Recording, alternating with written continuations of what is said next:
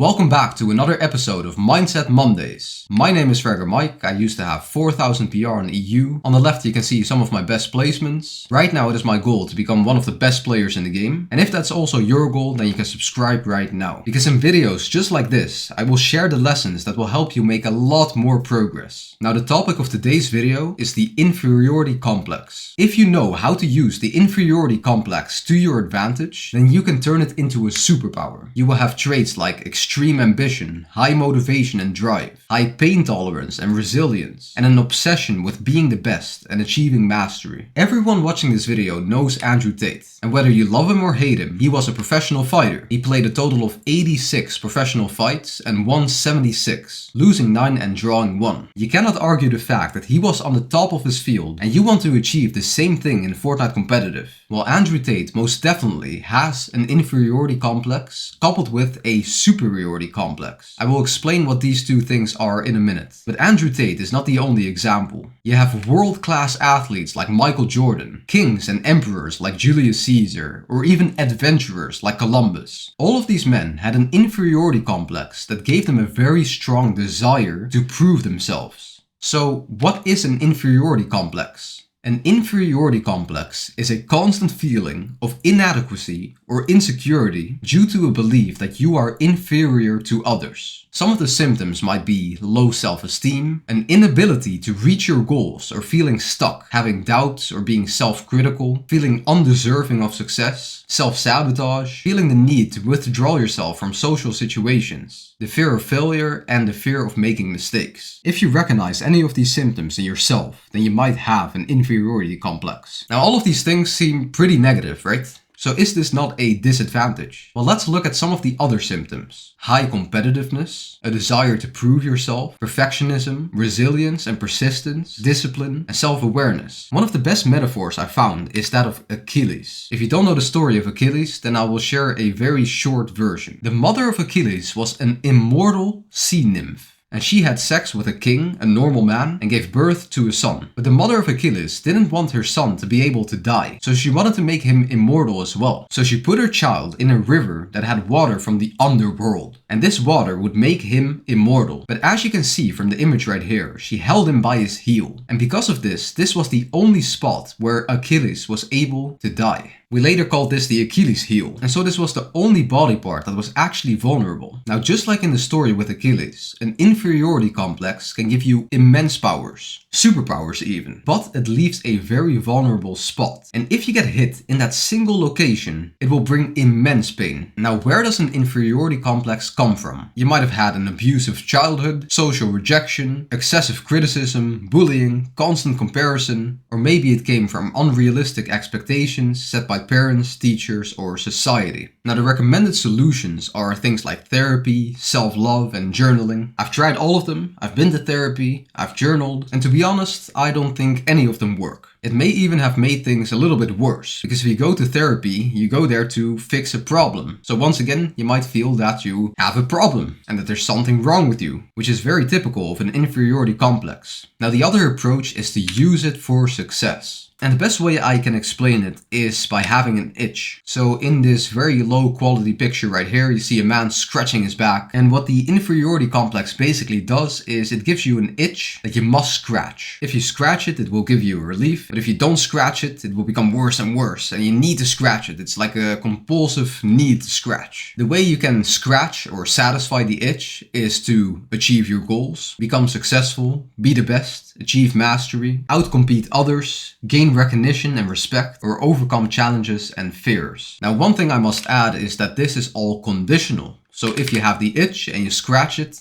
the itch will come back. So if you become successful and you become the best, then the itch will go away. But then you will feel unhappy with something else about yourself, and the itch will be back. So it is conditional. Now the inferiority complex looks like this. Just me, the way you are, is not good enough. But me plus success is good enough. So you can have like money, muscles, accomplishments, assets, mastery, even progress, women, status, etc. If you have some of those things or all of those things, then you will feel good enough. But if you don't, you will feel inadequate. Inadequate is another word for not feeling good enough, or that there's something wrong with you. Now this can give an insane level of motivation. And to talk about motivation, we first got to talk about pain and pleasure, because these are the most powerful motivators. Humans typically want to avoid pain and move towards pleasure. So if your goal is to go pro in Fortnite Competitive, for instance, just a random goal that I just selected, then the pain you might experience is losing in a tournament. So this is something you want to avoid. But the pleasure that you are chasing could be to win in a tournament. Now pain is always a more powerful motivator than pleasure. When it comes to the inferiority complex, it looks like this. The pain you try to avoid is not being good enough, and the pleasure you chase is being good enough. I hope you understand this so far. Nowadays, psychologists basically say that an inferiority complex is the same as low self-esteem. The way I understand self-esteem is basically that it fluctuates based on your performances. So let's say you have Fortnite tournaments, right? One day you get top 457 and you feel pretty nice about it. And the next week you get 844th, which is worse than last week, so you feel a little bit worse. And then you get a better placement and you feel a little bit better. And then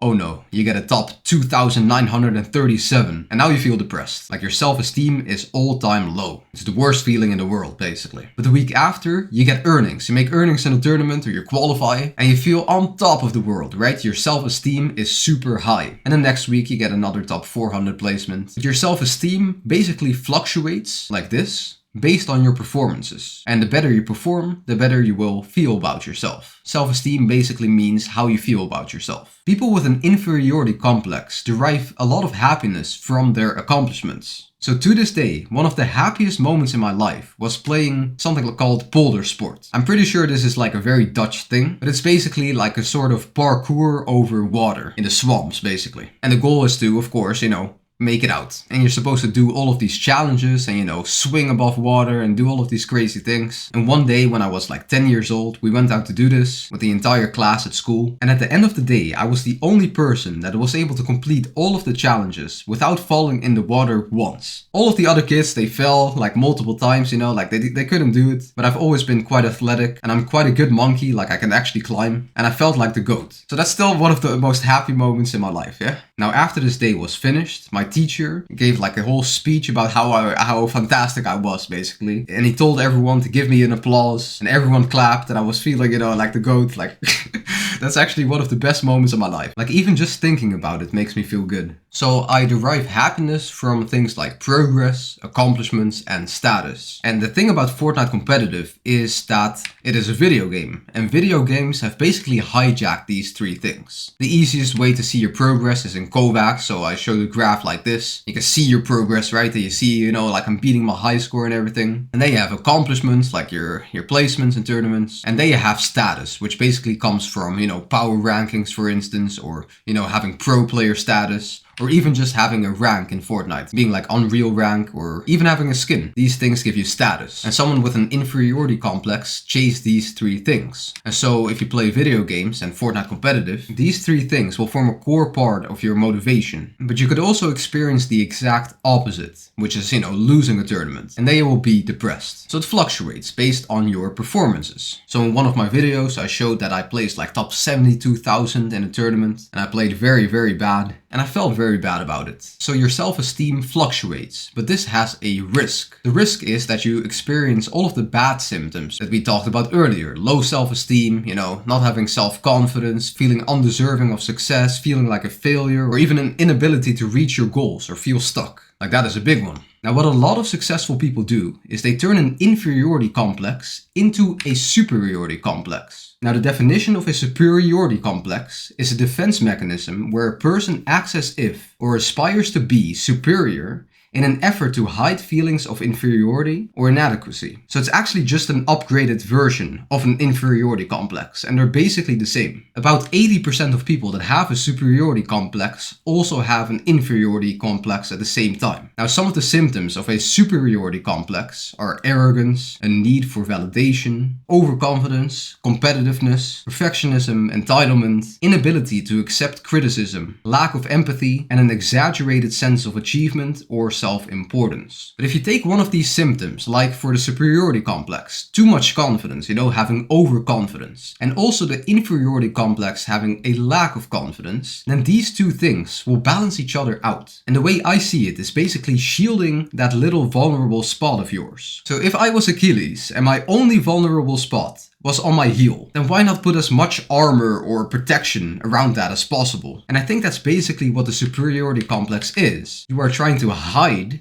the inferiority complex. So you're trying to hide this spot right here. And then for some of these symptoms, you will find a balance like this: a lack of confidence and too much confidence. Instead of just suffering from a lack of confidence, you might balance it out by having overconfidence. But some of these symptoms exist in both conditions. So an inferiority complex will give you more competitiveness, and also a superiority complex will give you more competitiveness. And the same goes for ambition. Both drive ambition. And that's why guys like Julius Caesar both had an inferiority complex and also a superiority complex. There are records that say that Julius Caesar actually cried when learning about Alexander the Great. Because when Julius Caesar was 33 years old, he realized that Alexander the Great had basically conquered the whole world when he was that age. And so he started comparing himself and his own achievements, and he thought, I basically achieved nothing compared to Alexander the Great. And he felt feelings of inferiority, proving his inferiority complex. But at the same time, he also believed that he was a descendant of the gods, specifically Venus. He actually believed that he was part god. Along with this belief, he also had other symptoms of the superiority complex. Things like arrogance and entitlement. He basically felt entitled to be Caesar and to rule Rome. The same goes for Columbus. He believed that God himself instilled him with a divine purpose to discover the new lands and to spread Christianity. At the same time, it was a very big struggle for him to convince all of his peers that he was actually meant to do this, that his plan would work. So he too had something to prove. And then we have gamers like Peterbot. And we all know he's one of the most arrogant people we know. But maybe he needed that arrogance to get there in the first place. People say he has an ego, right?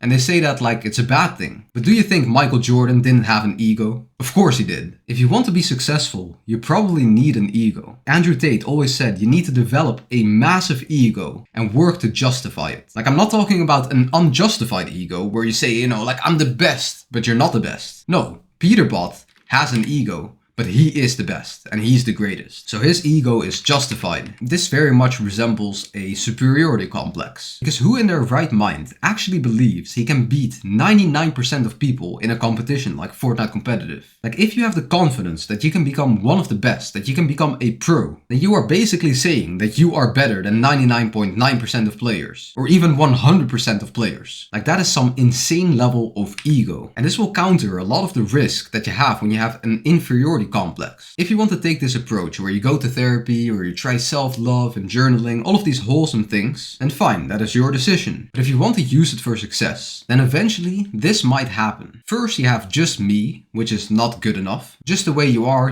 not good enough. You feel like there's something wrong with you just the way you are. But eventually you will reach the success or the goals. And when you reach those goals, then you will feel good enough. And after some time, the just me becomes the me plus success. Because the old version of yourself is no longer there. Like, he's stuck in the past. That is the past you. But the current version of yourself, he is you plus successful. And this is the new just you. So if you manage to become highly successful, then you might just resolve the feelings of inadequacy. And you will finally feel good enough.